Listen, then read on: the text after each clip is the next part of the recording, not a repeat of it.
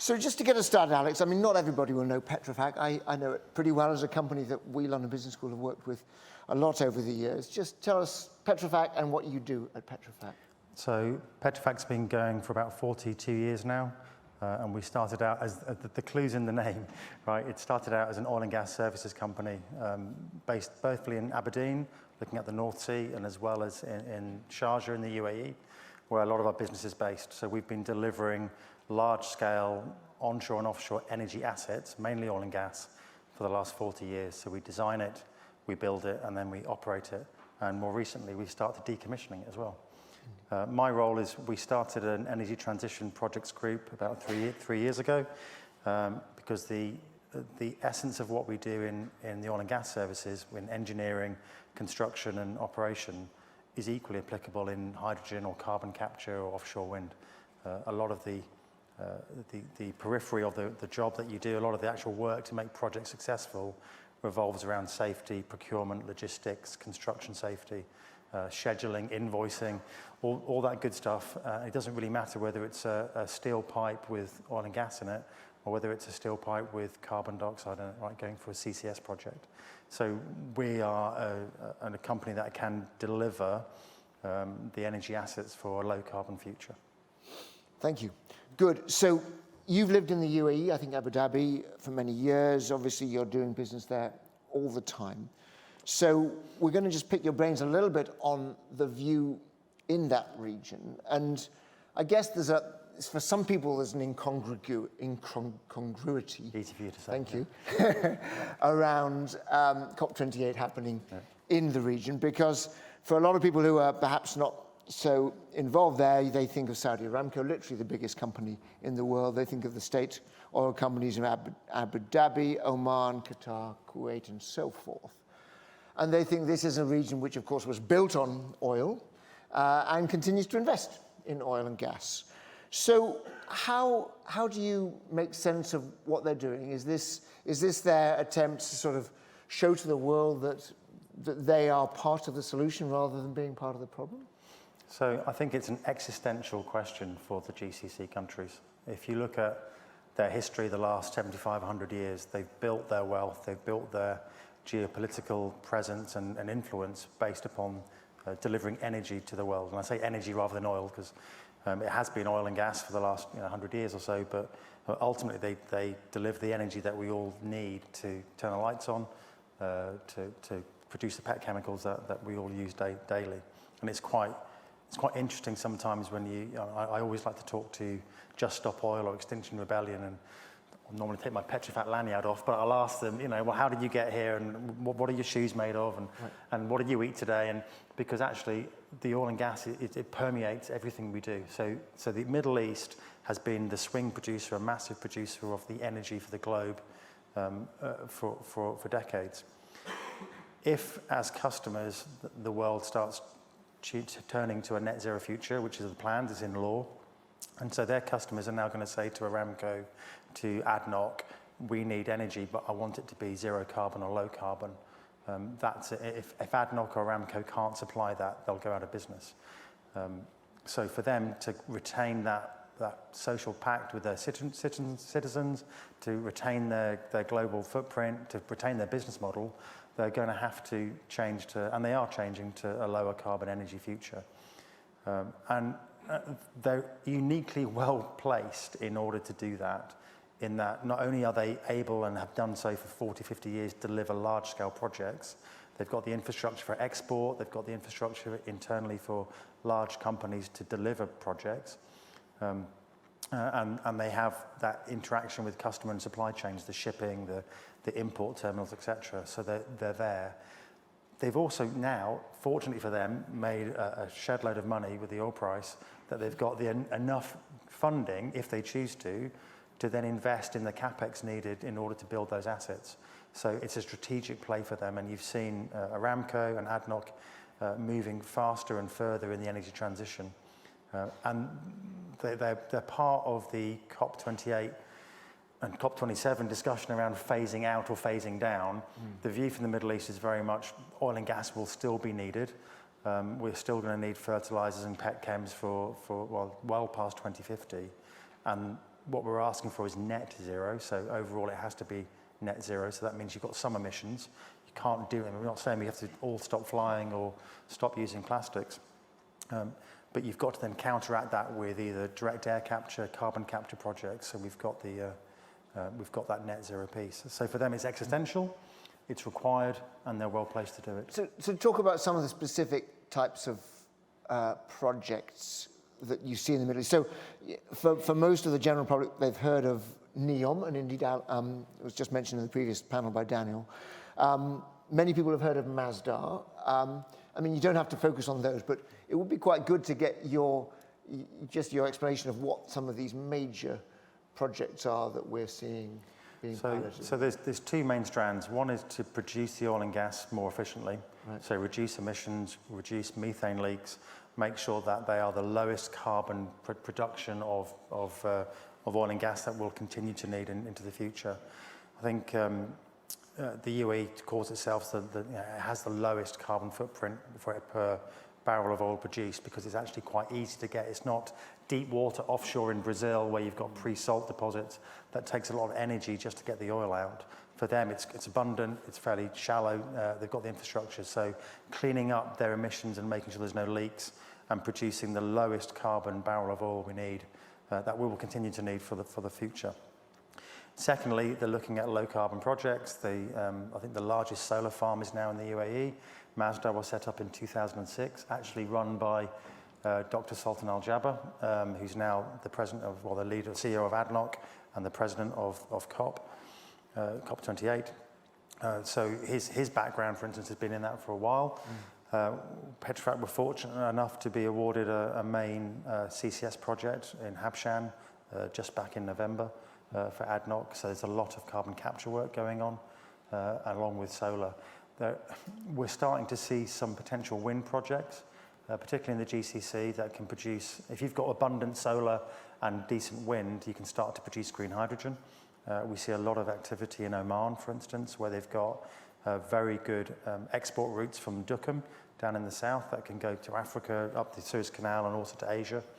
And they're looking at billion-dollar scale projects with wind and solar to produce green hydrogen from water.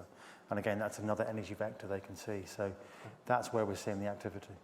And which technologies do you see the most potential? I mean, the previous panel, we talked a little bit about some of this, but green hydrogen, carbon capture, I think blue ammonia. I literally don't know what blue ammonia is, apologies. But I mean, are there some technologies where you think, I mean, particularly in the Middle East, but perhaps more broadly, where you see the biggest potential for actually reducing emissions, given that we're going to be using oil and gas for the foreseeable future? So I think it's going to be a wide, fragmented mix of energy sources and vectors for transporting that energy. We've been really lucky the last 100 years. Our wealth, our industrial sort of growth has all been in the globe, been lifted up out of poverty by hydrocarbons as a bit of a monocrop or a monoculture, coal, gas or oil, highly energy dense, easy to transport, and can be used in a multiple different ways, from aviation through to coal fire stations. As we go forward in a low carbon world, you're going to find a really fragmented mix of technologies. So in some places it might be wind if you've got abundant wind. Some places it might be geothermal. It might be hydro, right? If you've got somewhere like Norway with loads of hydro facilities. You might find that it's hydrogen, again, where that makes sense. And you might find that it's sustainable aviation fuel. So where we're seeing activity and where we're focused on is in four main areas. One is carbon capture, and we are technology neutral as a company that allows us to sit with a number of different solutions, whether it's a well-established amine solution or hot potassium carbonate we've been looking at, and even just yesterday, quite a novel solution that's basically an organic solution. So carbon capture, we think, is where we're seeing activity. In the UK, for instance, you've got these clusters coming up in Teesside and Humberside, the Scottish cluster, etc. In the UAE, clearly, in order to get low carbon fuel out, they're going to have to start capturing some emissions or direct air capture. So carbon capture is definitely one way of doing it, and that speaks to net zero because we're going to have emissions. So therefore, you need to capture some of the remaining hard to abate sectors. Hydrogen is another key directive, and we're seeing a huge amount of that in the GCC. I mentioned Oman. Hydrogen is a really tricky molecule, as my colleague would call it. It likes to escape. It's very small, goes through valves, etc. It's also not particularly efficient because you have to take electricity and water by electrolysis to produce hydrogen, which is best then used locally if possible because it's quite hard to transport. And if you want to transport it long distances, we're starting to see it being used as either ammonia, so turning it from hydrogen into ammonia, so it can be shipped or used as a shipping fuel. Maersk is looking at that and others, or we're seeing it as a e-methanol as well being used. So there's I think it's Michael Lieber talks about the hydrogen ladder, which is ruffled some feathers, but in my view, if you've got electrify everything, so if you've got electrons and it's completely zero, let's use electricity. That's fine, but if you've got a stranded electron sitting off the north coast of Scotland and the grid can't take it, you have to do something with it. So you could use a battery to then store it part-time. That's quite expensive and short-term. If you can't use a battery and you can't put it into the grid, then you might as well turn it to some kind of liquid or gaseous fuel. So hydrogen is the logical route. Use that hydrogen locally, either blend it to make sustainable aviation fuel or methanol or ammonia for transportation. And it's the best way of using it, because otherwise, if you transport hydrogen on its own, even as a liquid organic or as a compressed, that's actually quite expensive in terms of the energy penalty. So those are the reasons. Thank you.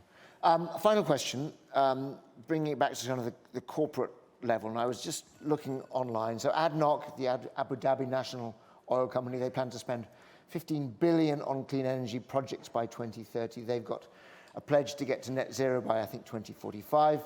I looked on Saudi Aramco's website. They've got a pledge to get to net zero by 2060. That's an awful long time away.